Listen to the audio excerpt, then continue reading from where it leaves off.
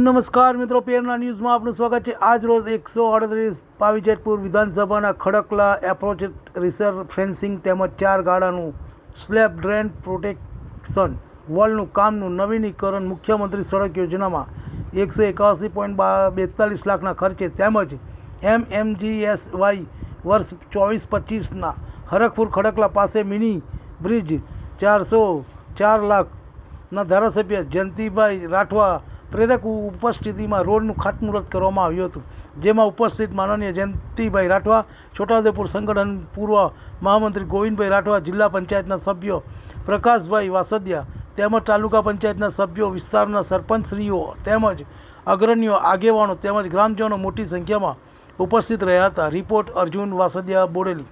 તમને અમારા સમાચાર પસંદ આવ્યા હોય તો like, share, bell icon, comment અને સબસ્ક્રાઈબ કરો।